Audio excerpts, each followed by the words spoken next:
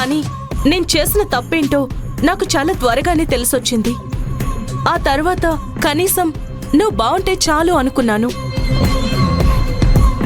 కానీ నువ్వు మాత్రం నా మీద పెంచుకున్న కోపం, అసహ్యం ఏమాత్రం తగ్గలేదు కదూ.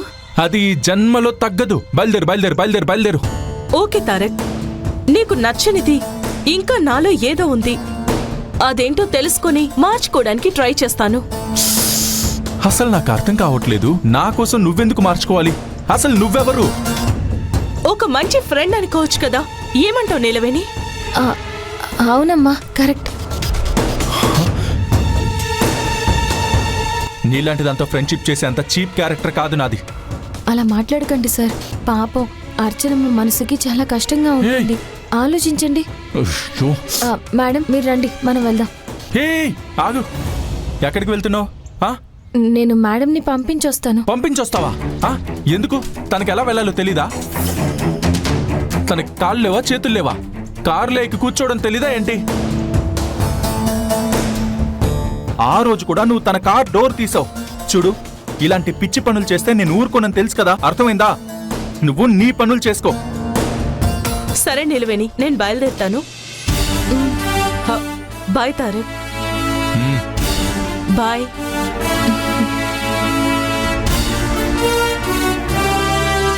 బాయ్. హే హలో, ఏంటి?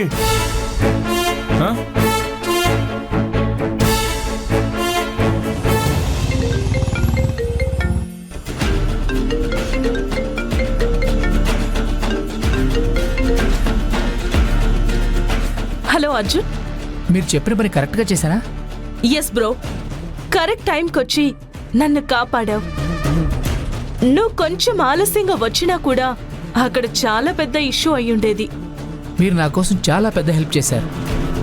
మీకోసం నేను ఏమాత్రం చేయలేనా మేడం? అవును, ఆ పెన్ డ్రైవ్లో అంత ఇంపార్టెంట్ మ్యాటరే ఉంది. దాని సంగతి వదిలే. నువ్వు మాత్రం అక్కడున్న సిచ్యువేషన్ని వాడుకొని ఆ పెన్ డ్రైవ్ పని చేయకుండా చేసావు. నాకది చాలు. నేను ఇదంతా చేయడానికి ఒకే ఒక కారణం ఆ నిమిషానే మేడం. తనకి నేను ఎలాగైనా దగ్గర అవ్వాలి, ఆ ఇంటికి అల్లుండవ్వాలి. ఈ విషయంలో నాకు మీరు ఎలా హెల్ప్ చేయాలి మేడం? నేను నీకు హెల్ప్ చేస్తాను. కొంచెం లేట్ అయినా సరే నువ్వు అనుకున్నది జరిగేలా నేను చూస్తాను. నువ్వేం వరీ అవ్వకు. Thanks madam. నేను వచ్చేసాక నా గురించి వాళ్ళు చాలా మాట్లాడుంటారు కదా. అవన్నీ లైట్ తీసుకో బ్రో. నీ టార్గెట్ ఆ నిమిష. వాళ్ళు కొట్టినా తిట్టినా నువ్వు ధైర్యంగా అక్కడికొచ్చి తన కోసమే వచ్చానని చెప్పావు కదా. నా గెస్ కరెక్ట్ అయితే అప్పుడే నిమిష నీకు ఇంప్రెస్ అయిపోయి ఉంటుంది. అప్పుడు ఎంత కోపంగా మాట్లాడినా తనలో మాత్రం నీ మీద ఖచ్చితంగా సాఫ్ట్ కార్నర్ ఉండే ఉంటుంది. చూడు, నువ్వు దాన్ని ఛాన్స్ గా తీసుకొని పట్టు వదలని విక్రమార్కుళ్ళ దాని వెంట పడుతూనే ఉండు. అది ఖచ్చితంగా నీకు పడిపోతుంది.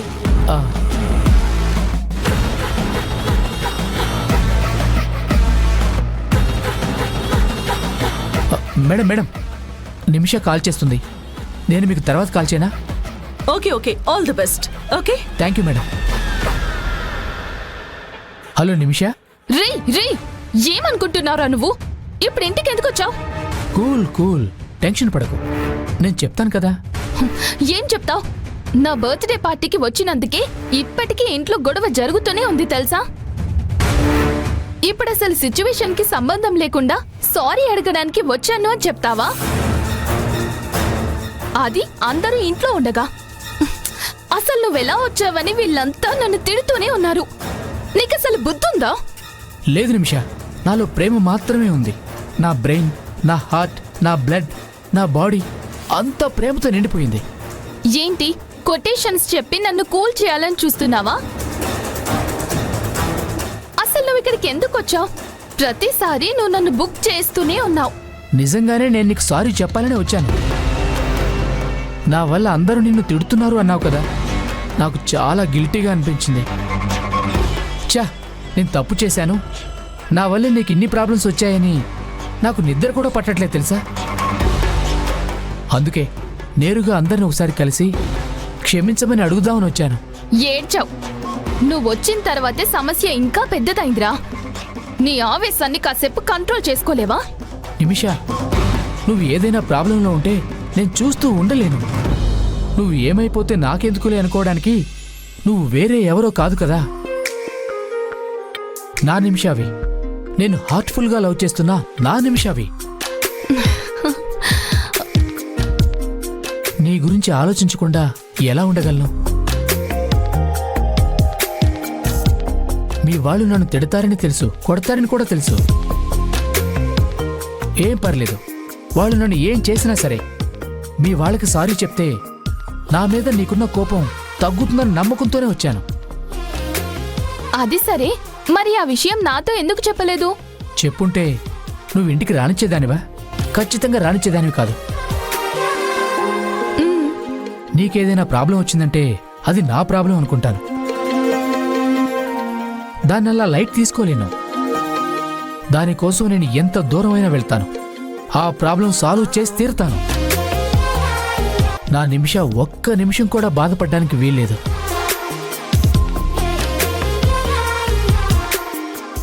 ఆ క్యూట్ ఫేస్ మీద స్వీట్ స్మైల్ ఎప్పుడూ అలాగే ఉండాలి. ప్లీజ్ రా అర్జున్, నువ్వేం చెప్తున్నావో నాకు అర్థమైంది, కానీ ఇంకోసారి ఇలా చెయ్యకు. ఇక్కడ అందరూ నీ మీద చాలా చాలా కోపంగా ఉన్నారు.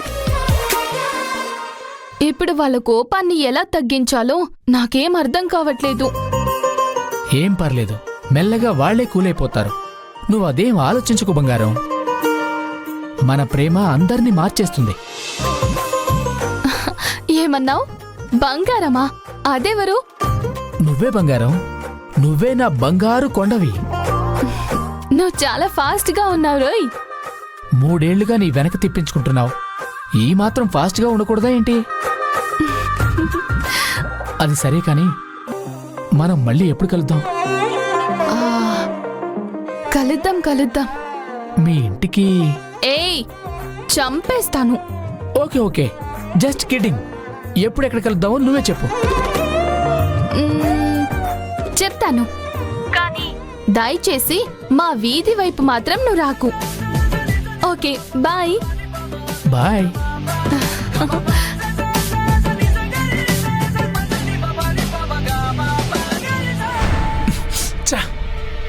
కొంచెంలో మిస్ అయిపోయింది. ఈడియట్. కాఫీ పోసి ల్యాప్టాప్ని స్పాయిల్ చేయడానికే వచ్చాడు. ఏ నిలవేని, ఇలారా ఇలారా. ఏంటి? ఆ అర్చనని తీసుకెళ్లి కార్ ఎక్కించావే, ఒక్కరోజైనా నువ్వు నా కోసం అలా చేసావా? ఇప్పుడే చెప్పాను కదా సార్, తను మన ఇంటికి వచ్చిన అతిథి అని. అది అతిథి కాదు, బొద్దింకా అని నీకెన్నిసార్లు చెప్పాలి? నేనొకటి అడుగుతాను, చెప్పు. ఇప్పుడు నీకు నేను ముఖ్యమా, అది ముఖ్యమా?